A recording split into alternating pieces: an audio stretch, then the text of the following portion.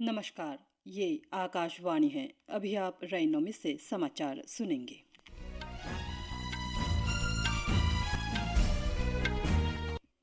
पहले मुख्य समाचार। लोकसभा चुनाव के शेष चरणों के लिए प्रचार जोरों पर। प्रधानमंत्री और भाजपा के वरिष्ठ नेता नरेंद्र मोदी ने तेलंगाना में रैलियां की। केंद्रीय अन्वेषण ब्यूरो ने रूसी सेना में लड़ाकों की भूमिका के लिए भारतीय नागरिकों की तस्करी से जुड़े मामले में 4 लोगों को गिरफ्तार किया। एयर इंडिया एक्सप्रेस ने केबिन क्रू की हड़ताल के कारण 80 से अधिक उड़ानें रद्द की। मौसम विभाग ने पश्चिम बंगाल के गंगेय क्षेत्र और ओडिशा में बारिश के लिए ऑरेंज अलर्ट जारी किया।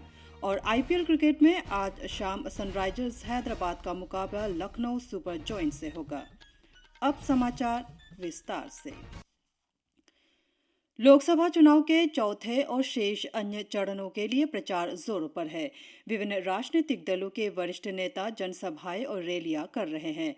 प्रधानमंत्री और भारतीय जनता पार्टी के वरिष्ठ नेता नरेंद्र मोदी ने पिछले 10 वर्षों के दौरान राष्ट्रीय जनतांत्रिक गठबंधन एनडीए सरकार की उपलब्धियों का श्रेय लोगों को दिया है।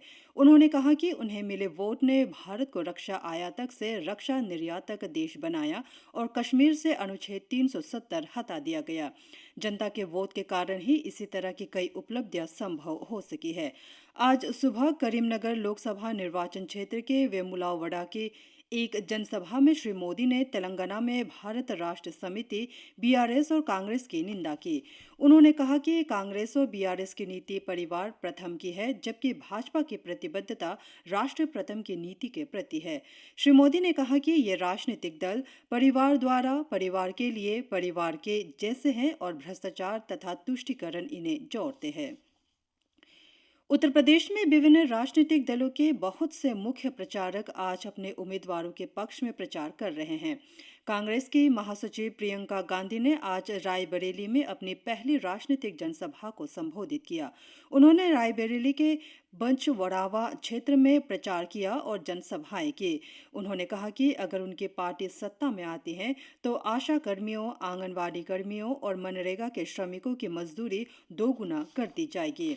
समाजवादी पार्टी प्रमुख अखिलेश यादव ने आज शाहजहांपुर में एक जनसभा में भाजपा की कड़ी आलोचना करते हुए कहा कि पार्टी झूठे वायदे करती है। उन्होंने बाद में पार्टी उम्मीदवार के पक्ष में एक जनसभा को संबोधित किया। केंद्रीय गृह मंत्री और भाजपा के वरिष्ठ नेता अमित शाह ने केंद्रीय गृह राज्य मंत्री और पार्टी उम्मीदवार अजय मिश्रा टेनी के पक्ष में लखीमपुर खीरी जिले में एक जनसभा को संबोधित किया। आम आदमी पार्टी ने आज कहा कि अरविंद केजरीवाल की गिरफ्तारी ने उन्हें कमजोर नहीं बल्कि और सशक्त बनाया है। नई दिल्ली में मीडिया से बातचीत में आम आदमी पार्टी के वरिष्ठ नेता गोपाल राय ने कहा कि उनके नेता के जेल में होने के बावजूद पार्टी लोकसभा चुनाव के लिए जोर शोर से प्रचार कर रही है। भाजपा और कांग्रेस ने भी लोकसभा चुनाव के लिए राष्ट्रीय राजधानी में अपने चुनाव प्रचार अभियान तेज कर दिए हैं। लोकसभा चुनाव के तीसरे चरण में कल लगभग 64.58% मतदान दर्ज किया गया है। इस चरण में 10 राज्यों और एक केंद्र शासित प्रदेश की 93 लोकसभा सीटों पर मतदान हुआ। देश के कई हिस्सों में भीषण गर्मी की स्थिति के बावजूद सभी वर्गों के मतदाताओं ने उत्साहपूर्वक भाग लिया। इस चरण में मतदान काफी हद तक शांतिपूर्ण रहा। निर्वाचन आयोग के अनुसार अभी तक असम में 81.61% मतदान दर्ज किया गया है। वहीं बिहार में 58.18, छत्तीसगढ़ में 71.06, दादरा और नगर हवेली और दमन और दीव में 69.87% मतदान दर्ज किया गया। गोवा में 75.20%, गुजरात में 58.98, कर्नाटक में 70.41, मध्य प्रदेश में 66.05, महाराष्ट्र में 61.44, उत्तर प्रदेश में 57.34 और पश्चिम बंगाल में 75.79% मतदान दर्ज हुआ। केंद्रीय अन्वेषण ब्यूरो सीबीआई ने रूसी सेना में लड़ाकों की भूमिका के लिए भारतीय नागरिकों की तस्करी से जुड़े एक मामले में 4 लोगों को गिरफ्तार किया है। सीबीआई ने कहा है कि उससे मानव तस्करी के एक बड़े गिरोह का पर्दाफाश किया है, जो देश भर में भोले भाले नौजवानों को विदेशों में आकर्षक नौकरियां दिलवाने का झांसा देता था। इस मामले में सीबीआई ने केरल और मुंबई के दो लोगों को गिरफ्तार किया है। सीबीआई के अनुसार भारतीय नागरिकों को लड़ाकों की भूमिका के लिए प्रशिक्षण दिया जाता था और उनकी इच्छा के विरुद्ध रूस यूक्रेन युद्ध में अग्रिम ठिकानों पर भेजा जाता था। एयर इंडिया एक्सप्रेस ने चालक दल के सदस्यों की हड़ताल के कारण 80 से अधिक उड़ानें रद्द कर दी और बड़ी संख्या में उड़ानों में देरी हुई। एयरलाइंस के चालक दल के कर्मचारियों ने प्रबंधन की कुछ नीतियों के खिलाफ सामूहिक रूप से छुट्टी ले ली। केरल में 4 अंतर्राष्ट्रीय हवाई अड्डों से कल रात से उड़ानें बाधित रही। कोचीन अंतर्राष्ट्रीय हवाई अड्डे से 4 अंतर्राष्ट्रीय उड़ानें और बेंगलुरु के लिए एक घरेलू विमान सेवा रद्द कर दी गई। इस बीच नागर विमानन मंत्रालय ने उड़ान रद्द होने के मामले में एयर इंडिया एक्सप्रेस से रिपोर्ट मांगी है और इस मुद्दे का तुरंत समाधान करने को कहा है। सूत्रों ने बताया कि मंत्रालय ने एयर इंडिया एक्सप्रेस को नागर विमानन महानिदेशालय के नियमों के अनुसार यात्रियों की सुविधा सुनिश्चित करने को भी कहा। मौसम विभाग ने पश्चिम बंगाल के गंगेय क्षेत्र और ओडिशा में आज तेज हवाएं चलने और आंधी तूफान तथा बिजली चमकने के साथ मध्यम वर्षा का ऑरेंज अलर्ट जारी किया है। विभाग का कहना है कि देश के दक्षिणी क्षेत्रों और पूर्वी हिस्सों में जारी भीषण गर्मी की स्थिति में धीरे धीरे कमी आएगी। राजस्थान और पश्चिम मध्य प्रदेश में अगले 2 दिनों तक भीषण गर्मी की स्थिति बने रहने की संभावना है। आकाशवाणी से बातचीत में मौसम विभाग के वरिष्ठ वैज्ञानिक आर.के. जैनामणि ने बताया कि तमिलनाडु, पुडुचेरी, कराईकल, केरल, माहे और तटीय कर्नाटक में आज तक तथा गुजरात में अगले 5 दिनों तक उमस भरी गर्मी की स्थिति रहने का अनुमान है। विश्व रेड क्रॉस और रेड क्रिसेंट दिवस आज संरक्षण, सहायता, स्वास्थ्य सेवा, सामाजिक सहायता और एकजुटता की आवश्यकता वाले लोगों के साथ काम करने वाले लाखों कर्मचारी और स्वयंसेवकों को श्रद्धा सुमन अर्पित करने के लिए मनाया जा रहा है। यह दिवस प्रत्येक वर्ष 8 मई को अंतर्राष्ट्रीय रेड क्रॉस और रेड क्रिसेंट आंदोलन की विचारधारा और मानवीय कार्य के सम्मान में मनाया जाता है।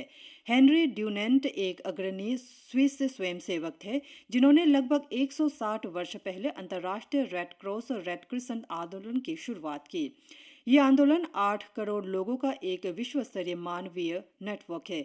यह नेटवर्क आपदा, संघर्ष और स्वास्थ्य तथा सामाजिक समस्या का सामना करने वाले लोगों की सहायता करता है।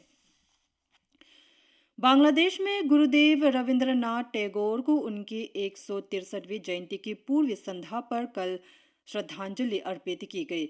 बांग्लादेश के राष्ट्रपति मोहम्मद शहाबुद्दीन ने कहा कि रविंद्र साहित्य पाकिस्तानी संस्कृति के खिलाफ हमारा मुख्य सहारा था और उनके गीत बांग्लादेश के महान मुक्ति संग्राम में संघर्ष की प्रेरक शक्ति थे।